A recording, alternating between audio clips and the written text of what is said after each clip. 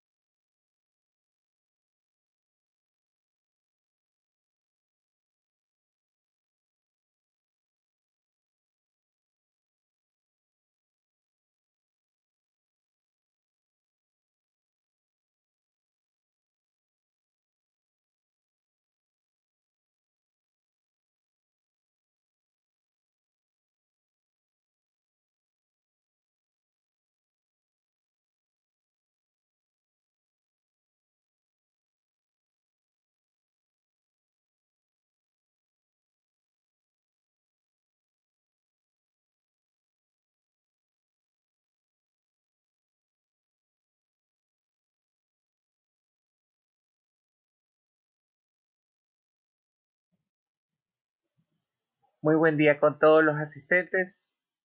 El Ministerio de Producción, Comercio Exterior, Inversiones y Pesca les agradece por participar del programa de capacitación, financiamiento internacional para exportadores módulo 4, Cash Management en tiempos de COVID-19. Este evento es coordinado y organizado a través de la Dirección de Balcón de Servicio al Exportador en cooperación con Working Capital Associates. En el evento intervendrán José Luis Serna, Federica Zambiase y Ekaterina Koksareva. La COVID-19 sigue afectando empresas y tendrá efectos duraderos. El webinar hace un review de los efectos que han tenido la pandemia sobre la gestión de efectivos y cómo sobrevivir. Información a tomar en consideración. Es importante recordar que puedan realizar sus preguntas a través del chat a medida que avance el evento y 15 minutos antes que finalice el webinar se darán las respuestas a las inquietudes más relevantes. Solo estarán activos los micrófonos para los organizadores, coorganizadores y panelistas. A través del chat se remitirá el link de encuesta de evaluación del evento. Solicitamos gentilmente la colaboración de cada uno de ustedes, completando la encuesta que dura aproximadamente 2 minutos. Sus respuestas serán tratadas de forma confidencial y serán utilizadas únicamente para mejorar el servicio que les proporcionamos. Antes de finalizar el evento, se remitirá a través del chat la presentación utilizada del evento de hoy y los datos de los expositores.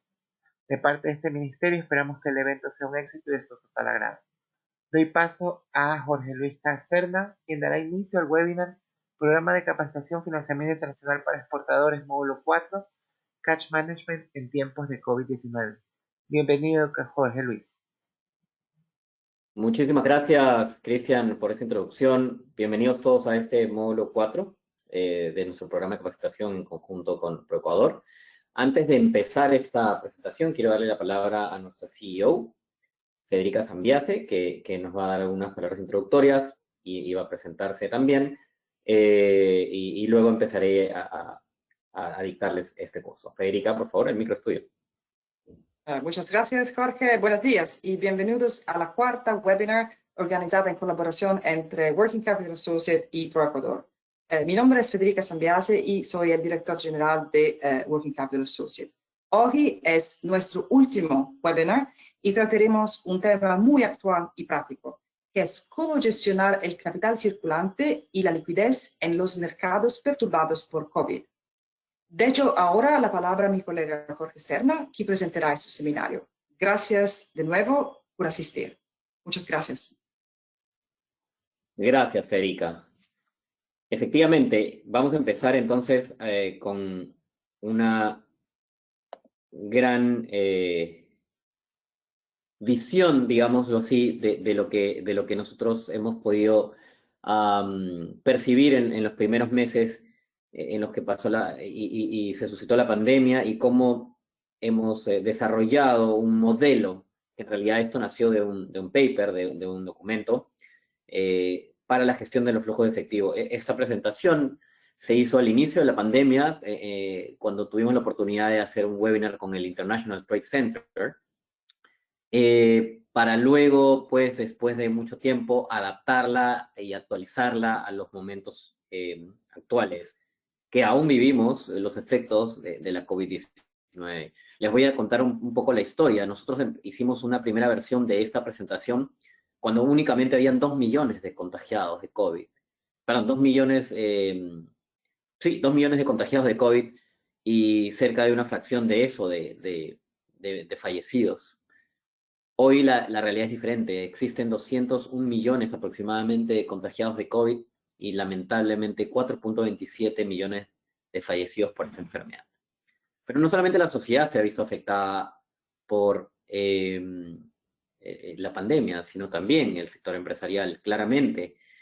Voy a darles un alcance de un modelo basado en el ciclo de conversión de efectivo que los va a ayudar quizás a tener un elemento de toma de decisiones que les permita adaptar, modificar o quizás mejorar la gestión del flujo de efectivo y la gestión de su ciclo operativo. Nosotros nos hemos basado básicamente en nuestra experiencia, en evidencia empírica, para poder desarrollar este modelo. No sé si muchos conocen a Warren Buffett. Warren Buffett es, como ustedes saben, un importante inversionista de la bolsa, y él siempre reconocía o describía una de sus principales frases, que creo que es una frase mucho más antigua que Warren: cash is king. Cash is king, y creo que esto es una frase que hemos repetido mucho también en otros webinars. La gestión de la liquidez y el efectivo es esencial para la supervivencia de una compañía durante crisis, más aún en una pandemia donde los factores externos realmente no pueden ser controlados. Para ello hemos creado un modelo llamado el modelo, digamos, de la demanda readaptada, de la nueva disponibilidad y del nuevo provisionamiento. Modelos que nos van a permitir, en una simple toma de decisiones de un elemento versus otro, ver cómo adaptamos la gestión, vamos a decir, tanto de nuestras cuentas por cobrar, de nuestras cuentas por pagar y de nuestros inventarios. Bien, vayamos a detallar un poco el primer elemento de este modelo, la demanda readaptada. Esto es un concepto que considera un planeamiento efectivo de la demanda, el cual permite asegurar la estabilidad en la generación de ingresos hasta esta coyuntura, ¿no? Ante esta coyuntura. ¿Cómo lograrlo? Es importante realizar una adecuada proyección de la demanda. Ya no vamos a decir mientras dure esta pandemia. Yo les hago un paréntesis aquí. Muchos pensamos que esta pandemia va a acabar, ¿no? Y muchos pensamos que íbamos a tener que coger dos modelos de negocio diferentes, uno pandémico y otro sin pandemia. Lo que no nos dimos cuenta, y ya nos hemos dado cuenta luego de casi 2 años, es que lo que tenemos que hacer es crear un nuevo modelo, crear una nueva forma de ver la demanda. Y esta es, para nosotros, la mejor forma, la demanda readaptada. Un modelo que nos permita proyectar la demanda, creemos nosotros, en función a, primero, 2 criterios importantes. Saber si el producto es básico o no básico, o de primera necesidad. Como sabemos, los productos de primera necesidad no han dejado de ser demandados, y todo lo contrario. Han tenido, en algunos casos, temas de escasez. Y también otro tema importante, que es la conveniencia del producto que ustedes tienen. Es decir, si está al alcance del mercado al que estoy atendiendo en términos de precio, disponibilidad, ubicación geográfica y, sobre todo, algo que nos está golpeando, creo, a todos, facilidades logísticas, ¿no? No por mucho hoy tenemos un tema de distribución y disponibilidad de contenedores, no por mucho hemos tenido disrupciones también en la capacidad de poder atender demanda, porque la conveniencia del producto, la demanda del producto es una cosa, pero la conveniencia también es otra. ¿Qué tan fácil y rápido puedo yo poner mi producto en la plaza de destino. Y aquí se nos presenta la primera decisión que debemos tomar. Deberíamos proyectarnos de la demanda, entendemos la demanda del próximo año, la demanda del siguiente ciclo de producción, la demanda de la siguiente cosecha, de la demanda de la siguiente campaña. Deberíamos considerar un mayor o un menor volumen demandado de nuestro producto. Antes, nuestra decisión de mayor o menor volumen de repente recaía únicamente en cuántos pedidos yo pienso que voy a tener en el futuro, pero hoy sí tengo que considerar si voy a poder tener esos pedidos con las limitaciones que tengo en función de la conveniencia.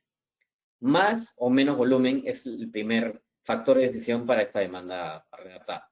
Muy simple, pero bastante importante en su desarrollo. A esa demanda redactada se le suman, en realidad, nuevas variables para considerar, ¿no? Y que le hagan realmente sentido para que puedan conversar con el modelo de negocio y sobre todo con la coyuntura actual. Hoy tenemos consumidores expertos y exigentes. Tenemos un consumidor con más tiempo en casa, hemos tenido un consumidor que tiene más tiempo de informarse de los productos y servicios que compra y notablemente más experto en tiempos, es un consumidor más experto que los tiempos pre-COVID, definitivamente. Ese cliente es más exigente también en términos ahora de protocolos sanitarios, es exigente también en el procesamiento del producto. Y la compañía tiene que ser consciente de que este cambio ya es un cambio que se va a quedar con nosotros. Entonces, hoy realmente tenemos que tomar una decisión importante, ¿no?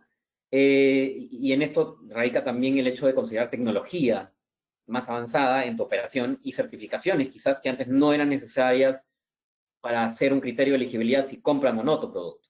Hoy sí lo son. Y es por eso que la segunda decisión que puede afectar o impactar en tu demanda redactada es si es que aquí es necesario realmente considera que algunos costos que yo estaba mandando al costo, sobre todo que he considerado como costos, ya no son costos realmente, sino son parte de mi planificación de inversión, de mi CAPEX. Entonces hoy me pongo y me hago la pregunta, ¿debería seguir incrementando cosas y considerarlas como costos o debería invertir en algo que ya me va a permitir tener el setup, la estructura, los activos para poder atender a esas nuevas exigencias? Al menos en tecnología ya lo tenemos. Estoy seguro que muchos de ustedes han implementado innovaciones tecnológicas a gran o menor escala respecto a sus líneas de producción o respecto al seguimiento, la trazabilidad y la unicidad de los alimentos por las exigencias actuales de la pandemia. Entonces, la siguiente decisión es, ¿voy a seguir considerando incrementando costos o voy a invertir? ¿Estos van a ser temporales o van a ser permanentes? Y por último, y esto es muy probablemente lo que a muchos de ustedes les ha podido pasar, es muy posible que ya se han considerado y se han establecido nuevas condiciones de crédito con nuestros principales clientes. Sabemos que el óptimo manejo del flujo efectivo debe ser priorizado, pero a su vez también tememos y tenemos que ser conscientes de que podemos perder a un cliente debido a que esta demanda pues te exige nuevas condiciones de crédito. Debemos también tener en cuenta la continuidad del negocio que está en peligro y otorgar de repente algo de crédito a mis principales clientes. Y otorgar ese crédito podría salvar esa demanda y podría salvar mi negocio. Pero ¿de qué depende que yo pueda flexibilizar o restringir mi política crediticia? Pues de los primeros dos elementos que les he comentado en esta primera diapositiva. Si tengo un producto de primera necesidad que cumple con todas las nuevas exigencias, quizás estaré en mejor posición de pedir un adelanto a mi cliente y no necesariamente otorgar crédito. Pero si tengo un producto que no tiene mucho factor diferenciador, que es muy comoditizado y que además no tengo la tecnología para mejorar mis procesos, creo que me voy a tener que ver en la situación de sacrificar algo de liquidez. Estos días adicionales de crédito o mayores adelantos van a impactar directamente en este nuevo ciclo de conversión de efectivo que es el modelo que vamos y que estamos empezando a explicar. En resumen, para decirles un caso muy simple, mayor o menor volumen en función del tipo de producto que tengo, invierto más o sigo generando más costos para poder realmente diferenciarme en cuanto a las nuevas exigencias, y finalmente, otorgo o no otorgo más crédito, o tengo la posibilidad de no otorgarlo e incluso pedir adelantos, en función a los dos primeros factores. Eso definitivamente va a cambiar notablemente de mi rotación de cuentas por cobrar, que es el primer elemento, perdón, de este modelo. Muy bien. Hemos hablado de la demanda readaptada y ahora vamos a otro elemento importante, porque no solamente es importante poder planificar nuestra demanda, sino también poder gestionar mejor nuestros flujos de efectivo. Es importante también tener la capacidad para atender esa demanda readaptada. Es decir, tener la capacidad de aprovisionarnos, ¿no? De comprar del aprovisionamiento, entiéndase como una palabra traducida del inglés a procurement, a compra, a supply, ¿ok? Al comienzo de esta pandemia, como vimos, muchas empresas empezaron con planes muy agresivos de eficiencia en costos y gastos. Creo que esos planes ya han sido asimilados. Ya no estamos hablando de esto es un plan temporal de eficiencia, ¿no? Ya hemos llegado a ese nivel de eficiencia y vamos a tener que mantener esa estructura. ¿Qué planes se iniciaron al comienzo de la pandemia? Pues se consolidaron proveedores para obtener mejores precios y se redujeron costos de gestión. Se optimizó niveles de inventario con modelos de repente just in time. Se desarrollaron, no sé, asociaciones claves para operaciones core del negocio, ¿no? Con proveedores importantes. El problema se da, y eso es algo muy importante, cuando todas estas medidas estamos realmente concentrándonos en la eficiencia y descuidamos otros aspectos claves, como por ejemplo, contar con planes de continuidad de negocio. Y aquí sí quiero hacer un stop, porque tenemos definitivamente menos recursos disponibles para el aprovisionamiento, por N motivos. Inflación, escasez, problemas de distribución, etc. Sin embargo, tenemos que hacer eficiente nuestra logística. Tenemos que buscar la forma de que ya esto no sea un plan de emergencia. Tenemos que tener un plan de continuidad de negocio. Voy a dejar la idea ahí porque vamos a seguir esta idea del plan de continuidad de negocio después. Tenemos que ser conscientes además que es muy posible que hoy, como les explico en esta diapositiva, haya menos recursos de insumos, menos recursos básicos para poder operar. Y tenemos también que repensar de manera ingeniosa la forma en que nos vamos a poder aprovisionar de estos escasos recursos. Entiéndase nuevamente, energía, logística, incluso personal humano que pueda operar en nuestra planta. Y tenemos que tener en cuenta también el menor impacto negativo sobre los flujos de efectivo y sobre la continuidad de negocio en la forma que nos aprovisionamos. Es claro que muchas compañías se han visto en la necesidad de reducir su capacidad de producción. Muchas hasta en 60% según unos estudios. Capacidad instalada, como le podemos entender también. Junto a ello, hay un notable desabastecimiento de muchos insumos que agrava la situación de muchos sectores productivos, y ante esta situación, la decisión recae en reducir la escala de producción o incrementar la eficiencia de la compañía. ¿Cuál hacer primero? Claramente, cualquiera de estas estrategias impactará directamente en el flujo de caja de la compañía y, ergo, en el ciclo de negocio. Este nuevo aprovisionamiento viene con algunas dificultades que definiremos como una nueva logística. Demoras en la capacidad de acopio, en el tiempo de producción, packing, envasado, etiquetado, control, ¿no? Control de calidad, embarque, entrega, todos estos efectos que pueden o no estar bajo nuestro control impactarán directamente en más o menos días en el ciclo de negocio. Y por eso le estamos llamando nueva logística. Aquí no hay una decisión per se, simplemente es adaptarse a los mayores o menores días. Hoy estamos adaptándonos de una forma nueva de embarcar. No consideramos que iba a haber una escasez de contenedores de tal magnitud y hoy tenemos que adaptar esa escasez de contenedores a nuestra nueva logística. O considerar más días en nuestro ciclo operativo. El nuevo aprovisionamiento también viene con nuevos participantes en la cadena de valor. Y esto es algo importante porque se han desarrollado nuevos negocios y nuevos emprendimientos también en función a esto. Hay muchos procesos adicionales que deben implementarse para atender esta nueva demanda adaptada, que como les dije, es exigente. Y esto quizás los obliga a buscar un nuevo servicio tercerizado y quizás no necesariamente tercerizarlo, o quizás integrar, ¿no? Algún proceso dentro de su ciclo productivo, de su proceso productivo logístico. Aquí hay una decisión clave también, que es, y creo, importante dentro del ciclo logístico de aprovisionamiento o de supply. Y es entre tomar servicios tercerizados y realmente hacer un outsourcing o integrar estos servicios dentro de mi cadena de valor. En ambos casos, mis gastos podrían incrementarse o quizás implique una decisión de inversión para lograr esa integración, afectando finalmente mi flujo de efectivo y también mi ciclo productivo, que también debe ser incorporado dentro de este análisis. ¿A qué me refiero? Estoy seguro que muchos de ustedes antes no tenían que invertir tanto en inspectores, en un nuevo tipo de transporte, en cadenas de frío, en maquilar quizás algún tipo de proceso sellado al vacío. El sellado al vacío, por ejemplo, es un ejemplo muy claro. Muchos productos antes podían ser expuestos, pero ante la posibilidad o ante la necesidad de mantener la inocuidad de los alimentos y no infectarlos con sprays llenos de COVID, Hay muchos productos que salen CO2 al vacío, hay muchos productos que tienen un packing completamente diferente. Esto no estaba dentro de nuestros planes. Hoy lo está. Pero es hoy importante tomar la decisión. ¿Seguimos haciendo outsourcing de esto o realmente hacemos el CAPEX o realmente invertimos y los metemos dentro de nuestro proceso logístico? Y finalmente, todo esto recae en las nuevas condiciones de crédito que, al igual que en la demanda, dependerán de la necesidad de liquidez de ambas partes, comprador y proveedor. Y a su vez, de la disponibilidad de ese insumo. Y además, ¿qué tan preciado sea ese insumo en el mercado? Porque nuevamente vamos al loop de la demanda readaptada. Si este producto es muy demandado, definitivamente voy a tener que asegurarme adelantando cash por, vamos a poner un ejemplo, cajas de cartón. Necesito caja de cartón, todo el mundo está tomando caja de cartón. A veces, antes habían productos que no se utilizaban caja de cartón para hacer el delivery, ahora sí, entonces las cajas de cartón se volvieron un commodity muy preciado. Hoy de repente voy a tener que adelantar cash para poder tener esas cajas de cartón antes. Antes no lo tenía que hacer, antes incluso le pedía crédito al proveedor de caja de cartón. ¿Ok? Esto va a impactar directamente en la liquidez. Esto va a impactar directamente en la continuidad de negocio. ¿De acuerdo? Es por ello que la decisión aquí, como les digo, cae y recae en un trade-off entre liquidez o holgura de crédito. Y esto dependerá de la posición negociadora que tengan con su proveedor, basada en elementos convenientes y claros de la demanda readaptada.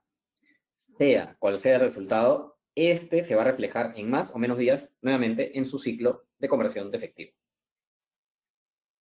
Aquí sí les dejo una gran tarea y es, ¿realmente estamos en la capacidad de pedir más crédito a nuestros proveedores? ¿Tenemos la posibilidad de hacerlo? No forcemos relaciones comerciales tampoco a ese nivel, porque acuérdense que hoy, dependiendo del tipo de bien, podríamos perder la posibilidad de tener un producto bueno y convenientemente. Finalmente, el otro elemento de este nuevo ciclo de conversión de efectivo post-COVID, la nueva disponibilidad. Un adecuado manejo de las operaciones logísticas, y almacenamiento de su compañía permitirá asegurar de todas maneras el aprovisionamiento de insumos y un mantenimiento óptimo de productos terminados. En caso, digamos, sean una empresa que además fabrica o procesa. De esta manera, yo creo que podemos lograr un escenario de equilibrio que vamos a denominar la nueva disponibilidad. Para nosotros, la nueva disponibilidad es un estado de transparencia y resiliencia en la gestión de la cadena de abastecimiento, ¿ya? Esta cadena de abastecimiento que ya ha tenido durante estos últimos meses y años, diría yo, ya un efecto dominó luego que la pandemia fue declarada, y en donde hay una ruptura, hay una disrupción de la cadena de suministro que genera desabastecimiento, genera especulación, y en un extremo, lamentablemente, genera realmente malas prácticas. Esta irrupción en la cadena de abastecimiento generó lo que nosotros vamos a denominar, o ya denominamos en realidad en la diapositiva anterior, como nueva logística, ¿no? El resultado fue que pudimos reducir quizás el periodo promedio de inventario, ser más eficientes de repente en el manejo de ellos, o quizás no, o quizás todo lo contrario, tuvimos que sobredimensionar nuestro inventario, sobreestoquearnos, y dependiendo del tipo de producto y la naturaleza de esta demanda readaptada para abastecerse, pues también un mayor volumen. Eso no lo sabemos, eso depende del producto, eso también depende de su ciclo, eso también depende de cómo se comporta el mercado al cual están yendo. Bien, junto a esta nueva logística se presentan dos variables de decisión que son importantes y que impactan directamente en los niveles de liquidez y de capital de trabajo disponible de su empresa. ¿Incrementamos los stocks mínimos de seguridad o mantenemos bajos? ¿No? Incrementar los stocks mínimos de seguridad o mantenerlos bajos va a depender directamente también de la capacidad y la holgura que tengan para poder tener stocks y la liquidez de tener capital de trabajo estancado. Seamos conscientes. Muchas empresas pueden tener la capacidad de tener capital de trabajo estancado y moverlo mucho después porque tienen mayor holgura de crédito, tienen líneas de crédito amplias, tienen buenos créditos con los proveedores, pero estas realidades han cambiado durante el COVID. Claramente, el escenario ideal es lograr un equilibrio entre ambos factores. Un stock mínimo de seguridad, ¿no? Al menos de materias primas o productos intermedios y terminados que no me generen un quiebre de inventario o que no me interrumpan el abastecimiento, porque ahí tengo un problema mayor ya a la disrupción actual, y a su vez, que no ponga en riesgo la liquidez de la compañía con un sobrestock. ¿Cuál es el punto de equilibrio? Creo que ustedes lo saben más que yo en función de sus negocios. Solamente que ese punto de equilibrio tiene que tener como premisa ser el nuevo modelo óptimo de gestión de su cadena de abastecimiento. Tiene que conversar con la demanda readaptada que acaban de considerar y tiene que conversar también con el nuevo posicionamiento que tiene. Finalmente, es importante considerar que mientras más compleja es una cadena de suministro, mucho más difícil será sacarla adelante en esta crisis. Muchas empresas hoy por hoy no pueden rastrear a todos sus proveedores en el mundo, que a pesar de estar altamente interconectados, es muy difícil predecir el impacto de la escasez o de los paros en producción, sin sumar otros factores externos de paros de trabajadores, de paros de productores, etcétera, etcétera.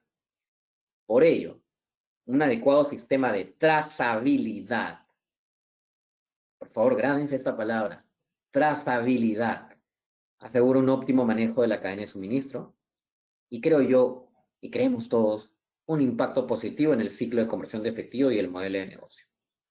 Y bueno, aquí la decisión radica en la forma en que se deberá implementar esta capacidad de tener trazabilidad. Podría ser incrementando los costos de almacenamiento con mayor personal, controles físicos, sistemas tecnológicos, implementar sistemas avanzados de warehouse y traceability, sea cual sea la forma, el impacto, pensamos nosotros, siempre va a ser positivo, ya que se van a reducir los riesgos de desabastecimiento. Y señores, estamos en una crisis en la cual la mayor disrupción ha sido el desabastecimiento. Esto ha generado esto ha generado que se haga una demanda readaptada. Esto ha generado que se genere un nuevo aprovisionamiento. Esto ha cambiado las expectativas de nosotros como compradores, importadores y exportadores de productos.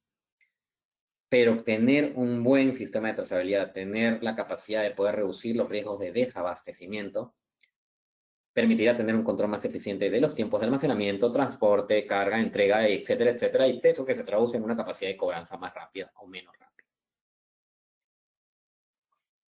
Muy bien, recapitulando entonces, hasta el momento hemos desagregado los elementos que están detrás de cada una de las variables que componen un ciclo de conversión de efectivo y hemos identificado una serie de decisiones que a nivel financiero y operativo, muy simples, si se han dado cuenta son versus, son o hago una cosa o hago la otra. Sí, hay una combinación de las dos a veces que se puede hacer, pero eso, una u otra. Y también a nivel operativo, ¿no? Decisiones a nivel operativo que nos van a asegurar la continuidad del negocio y esperamos afecten de la menor forma posible la liquidez de vuestras empresas. Sobre la base de lo analizado, ¿qué es lo que yo en verdad les puedo recomendar? Y esto es un tip, digamos, del modelo de nuevo ciclo de negocio.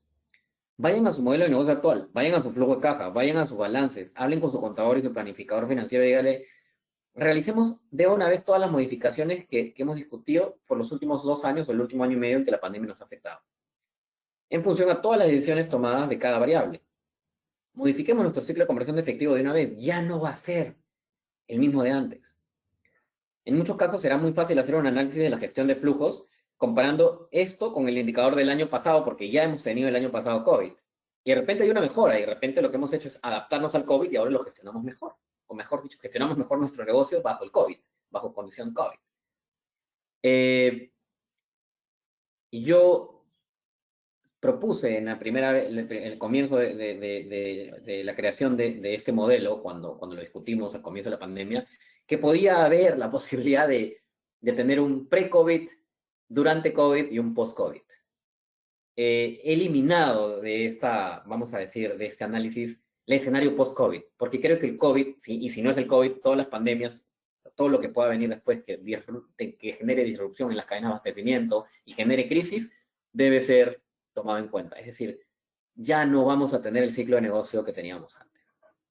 Ya no lo vamos a tener. Y ahí tenemos que ser lo más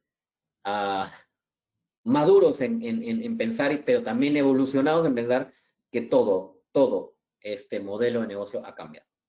Es importante mencionar que existen aquí 2 formas de analizar el impacto del COVID desde el punto de vista también de modelo de negocio. O bien lo analizamos como parte de nuestro negocio actual, ya incluido con nuestras variables y con nuestros supuestos, o lo analizamos como si fuera un nuevo proyecto, como si fuera un project finance, como si fuera un proyecto aparte en el cual vemos y comparamos la realidad anterior con la realidad actual y tomamos decisiones sobre eso. Y yo creo que sí sería bueno hacer un análisis en retrospectiva y ver cómo se comportaba nuestro negocio antes del COVID y hacer nuestro análisis de los últimos 3 años pre-COVID, ¿no? 2017, 2018, 2019, y decir, ok, ¿cómo estaban mis variables? ¿Cómo funcionaba mi ciclo? ¿Qué tanto crédito tenía? ¿Qué tanto descalce de capital de trabajo tenía? ¿Qué tanta capacidad de aprovisionamiento tenía? Y hacer un análisis de estos últimos 2 años y ver qué ha cambiado y qué no. ¿Qué puedo mantener y qué no? Y realmente aquí hay un tema de desprendamos, desapeguemos, si quieren llamarlo así, las prácticas que antes teníamos. Ya no podemos tomar decisiones con coyunturas pre-COVID. Eso es uno de los mayores consejos que les podría dar. Bien, hemos visto ya 3 elementos importantes de este modelo de ciclo de conversión de efectivo durante COVID o under COVID o bajo COVID. La parte de la demanda, que influye en el volumen proyectado, en los mayores costos o inversiones, que podrán hacer si claramente van a afectar las cuentas por cobrar, van a afectar la rotación, van a afectar el crédito que pueda otorgar. Hemos visto el lado de la oferta, que escala hacia la cadena de abastecimiento, influye en la eficiencia, en la logística, en la decisión de invertir, en incrementar gastos operativos temporalmente o simplemente hacerlos parte de nuestro CAPEX, y en incrementar los días de crédito de los proveedores, ¿no? O todo lo contrario, entender que acelerar el pago de los mismos y reducir asimismo nuestros niveles de liquidez. Y además hemos visto cómo se ha roto la capacidad de abastecerse, la gestión de los inventarios. Estamos todavía adaptándonos, ¿no? A un nuevo modelo de negocio. La adaptación, como dice esta conclusión, es dinámica. Es on the run, como le decimos nosotros. No vamos a terminar de perfilar o pulir nuestro modelo de negocio en estos momentos. No va a ser posible. Vamos a seguir aprendiendo en el camino. Lo importante, y creo que aquí queda claro, es proteger los niveles de liquidez de la compañía. Eso debe ser nuestra prioridad. Todas las decisiones que se tomen bajo la coyuntura actual deben seguir haciéndose sobre la base de los fundamentos financieros de una compañía, en donde la gestión de los flujos de efectivo y la cadena de abastecimiento creemos que son claves. Nuevamente, no hay benchmarks, no hay referencias, no hay experiencias pasadas que nos digan cómo se va a gestionar. ¿Por qué? Porque todo se está haciendo sobre la marcha, porque aún estamos a veces pensando que salimos de esta crisis, pero estamos más bien en medio de la crisis que ya la hemos hecho nuestra. Es momento de tomar la decisión si es que hacemos nuestro también este modelo que se ha tenido que adaptar. Bien, esto ha sido un poco un gran vistazo de lo que fue este modelo de negocio creado por nosotros, en realidad, que está basado en el ciclo de conversión de efectivo. Y solamente decirles que una gran solución para que este modelo funcione es tener un partner financiero que les ayude a acelerar los cobros y a poder tener capital de trabajo fresco antes incluso para poder adelantar los pagos quizás entre los proveedores. Es tener acceso a capital de trabajo. Working Capital es una opción bastante interesante. Para lograrlo, no tenemos una estructura de colaterales muy fuerte, no pedimos garantías reales, tenemos una ágil aprobación para lograrlo. Podemos permitir que muchas pymes, evalúen y mitiguen el riesgo crediticio de sus clientes debido a que nosotros tenemos acceso a una base de datos importante de compradores y clientes que nos va a permitir a nosotros dimensionar el riesgo de los mismos. Por la misma razón, nuestro riesgo es muy transaccional. Nos basamos en las transacciones comerciales más allá del riesgo solamente corporativo de las compañías. Es un análisis que hacemos a la medida en cuanto a nuestro comité de riesgos y podemos ofrecer una línea revolvente muy conveniente y muy cómoda para ustedes. Somos un equipo senior que trabaja en todo el mundo. La compañía está basada en Inglaterra y pues estamos prestos a recibir sus consultas, dudas o cualquier necesidad y requerimiento de capital de trabajo. Bien, eso ha sido la presentación de hoy, bastante simple, bastante general y con todo gusto estamos dispuestos a responder sus preguntas. Cristian, no sé si quieres decir algo más y si no, pues podemos ir revisando ya las preguntas. No, sí, puedes, Norman, continuar. Ahí te puse una pregunta que ya acaba de llegar.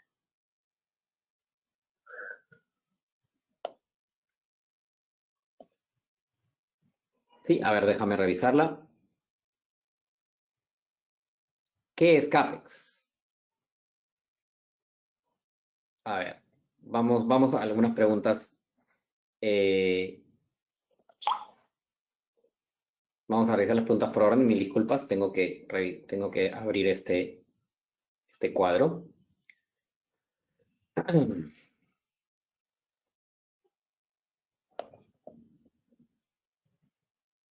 A ver, tenemos dos preguntas importantes. Primero, ¿qué es CAPEX? Diego Fernando Rodríguez nos pregunta. CAPEX. CAPEX es el diminutivo para las dos palabras Capital Expenditure, ¿ok? El CAPEX o el Capital Expenditure o gasto en capital es el gasto que una compañía realiza básicamente en bienes de equipo, bienes, activos, equipos, activos fijos, y que resultan y aseguran el crecimiento y la generación de ingresos. En otras palabras, es la inversión en tu planta, es la inversión en un nuevo terreno, es la inversión en una nueva finca, es la inversión que se hace en bienes de capital. Espero haber respondido esa pregunta. Cuando hablamos de CAPEX dentro de un modelo de decisión entre seguir gastando o hacer el CAPEX, les pongo un ejemplo muy simple. Quizás yo hoy estoy haciendo mi sellado al vacío con un tercero que tiene una máquina de sellado al vacío que fácilmente la podría adquirir yo y meterla dentro de mi estructura de producción y ahorrarme la maquila que hago con el sellado al vacío. Hay un CAPEX detrás de la planta de sellado al vacío o de la máquina de sellado al vacío. La siguiente pregunta de Gustavo Casanova es, ¿consideran el factoring, a pesar de sacrificar un porcentaje para obtener el efectivo inmediato? No puedo encontrar la capacitación anterior en YouTube. No está en YouTube, Gustavo, no sé en qué plataforma está, pero estoy seguro que Cristian luego puede responder esa segunda pregunta. Paso a responder la primera. El factoring, el factoring o el producto que nosotros les podemos dar, que es un receivable finance, es un producto similar al factoring con un poco más de flexibilidad. Sí, es necesario en coyunturas como la actual, porque hoy por hoy, si no tienes la liquidez, si es que, por ejemplo, tu producto es un producto importante o tu materia prima es importante, si no tienes la liquidez para poder hacer los adelantos a tu proveedor, probablemente no vas a poder contar con ese recurso. Y quizás el factoring te da la opción que a través de la venta y la aceleración del cobro de tus facturas futuras, tengas ese capital de trabajo. De la misma manera hacia el lado de los compradores o de tus clientes. Quizás el hecho que tu cliente te pida 30, 60 o 90 días de crédito, en algunos casos, o que te venda y te pague a los 15 o 25 o 30 días después de haber llegado al contenedor, te genera un hueco de liquidez. Nuevamente, todo este modelo se basa en que la liquidez y la gestión del efectivo tienen que ser una prioridad. Y el factoring es un buen elemento que sí tiene un costo financiero, pero tenemos que hacer y tener nuevamente un árbol de decisión aquí en el cual digo, ¿cuál es realmente el costo que me genera el esperar que esa factura, por ejemplo, se cobre a los 60 días versus poder tener la liquidez hoy y que incrementar mi recurso de capital de trabajo para escalar mi producción, ¿no? Aquí, nuevamente, tenemos que analizar que si esa demanda readaptada de la que hablamos en nuestro modelo de negocio es tan incremental y es tan importante, no puedo perder la oportunidad de tener los recursos para atenderla. Y el factoring te da los recursos para hacerlo. Bien, no tengo otra pregunta. No sé si es que alguien más quiere alguna otra pregunta. Si no, pues podemos ir cerrando este webinar.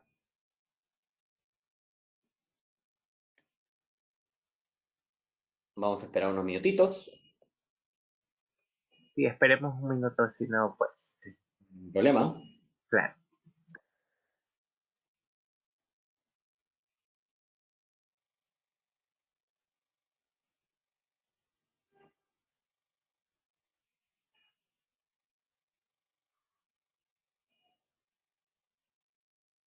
Aprovechando, mientras se animan a hacer alguna pregunta, nos pueden contactar en los correos que estamos compartiendo y Cristian también compartirá con todos los asistentes de este webinar los datos de contacto para poder atenderlos y poder atender sus requerimientos, ya sea de una línea de crédito o algún proyecto que quieran presentarnos. Estamos a la distancia de un correo electrónico. Quizás, Cristian, mientras va animándose a alguien a hacer alguna pregunta adicional, había una pregunta adicional de Gustavo Casanova respecto a que no puede encontrar la capacitación anterior en YouTube. Eso es un proceso que tiene que pasar por nuestra área de marketing. Ahí ya no se escapa de nuestras manos. Nosotros entregamos los videos y ellos tienen que subirlos. Ahí ya Ok, llegó entonces una pregunta para ti. Ya te la asigné. acabo de verla. Bien, bueno, Gustavo, me parece que todavía no han colgado el video en YouTube. Quizás en unas par de semanas pueden estar los videos. De todas maneras, pueden visitar nuestra página web también y nuestro LinkedIn. Ahí hay algunos videos adicionales y también está el paper o el documento completo sobre el cual se basa este, este webinar. Diego Fernández pregunta, ¿cómo funcionaría el factoring en la actualidad? Si nos puede dar un ejemplo a más detalle, por favor. Por supuesto, un ejemplo simple del factoring es vamos a suponer que es una empresa de cacao que necesita recursos y está vendiendo a un cliente en Hamburgo. Y este crédito que necesitan es justamente para poder acopiar ese cacao, empacarlo y poder enviarlo. Nosotros podemos adelantar contra ya el contrato ya cerrado de cacao hasta un 60%, 45 a 60 días antes, si es que ya tienen experiencia con este comprador, de ese monto requerido. Una vez que se embarca, se desembolsa el 20% adicional, llegando a un 80% del valor de esa factura. El embarque llega, la factura se liquida y el pago se nos hace a nosotros. Nosotros nos cobramos nuestro 80% más los intereses y les devolvemos el saldo. Ustedes van a acelerar el cobro, incluso 90 o 60 días antes, con un preembarque a un porcentaje menor de cobertura, y luego 30 días antes al 80%.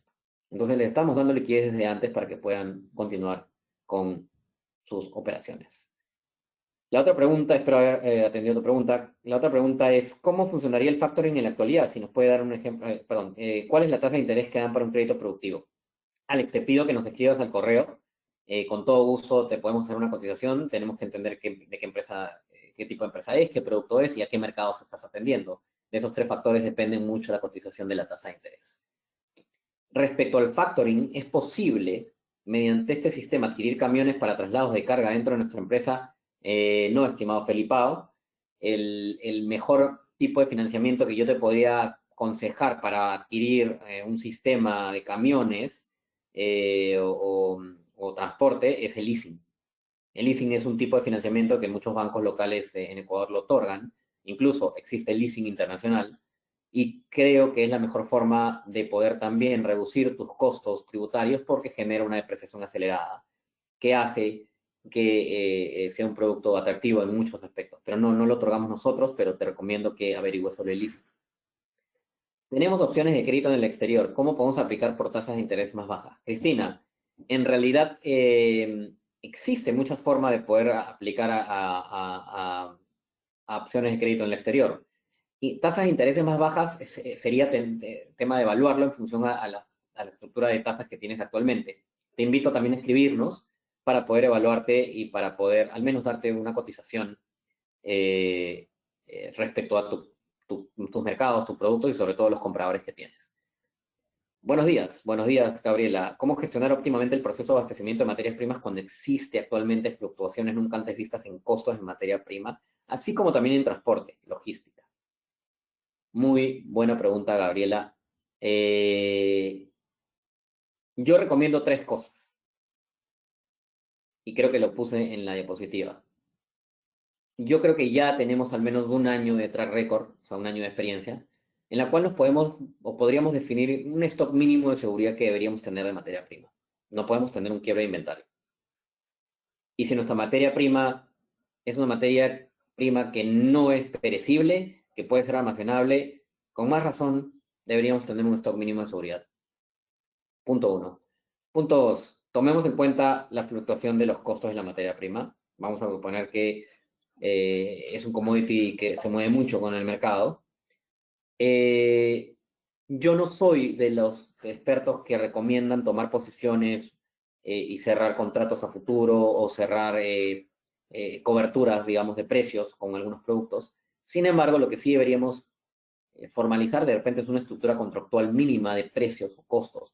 Eso nos va a permitir amortiguar quizás un porcentaje de la varianza o de la variabilidad que tiene los costos de la materia prima. Existen muchas formas de hacerlo. Probablemente la más simple es definir con nuestro proveedor de materia prima un volumen mínimo determinado a un precio y un costo.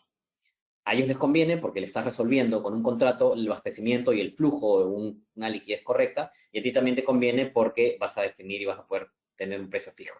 Que de repente la fluctuación no te va a convenir si es que el precio de tu costo de materia prima baja, pero no te digo que el 100% lo cobertures, sino que solamente un porcentaje. Y usualmente, hablando de stock mínimo de seguridad, ese stock mínimo de seguridad creería yo que debería ser el que tú bajo contrato deberías tener con precios fijados. Lo que esté por encima de ese stock mínimo de seguridad quizás podría estar, vamos a decir, fluctuando al mercado, porque entiendo que una vez que fluctúa hacia el mercado, tanto como tus costos de materia prima como los de transporte por el incremento del precio del combustible, también los vas a trasladar al cliente final, ¿correcto? Entonces aquí hay una estrategia y no sé si muchos de ustedes conocen, de tener back-to-backs en inventarios, de saber qué cosa puedo hacer o hacer coincidir en cuanto a mi aprovisionamiento y en cuanto a lo que puedo atender de los pedidos que tengo. ¿Cuánto debería yo fijar y cuánto no puedo? ¿Cuánto tengo que dejar fluctuar? Y lo que dejo fluctuar no es que lo asumo, sino lo traslado. Es verdad, hoy tenemos menos poder de negociación a veces para trasladar las variaciones continuas del mercado, pero tenemos que tener la posibilidad de explicar y transparentar nuestros costos para que eso suceda. Espero haber contestado al menos parcialmente la pregunta de Gabriela Ayala.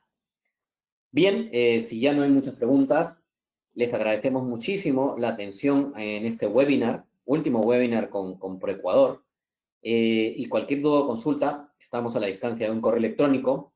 Cristian, equipo de ProEcuador y todos ustedes, miembros y asistentes, les agradecemos muchísimo por la atención brindada en estos webinars. Estamos planificando hacer muchos más, con muchos más temas, y definitivamente, por favor, no dejen de contactarnos si es que tienen alguna necesidad de financiamiento. Muchísimas gracias, Cristian.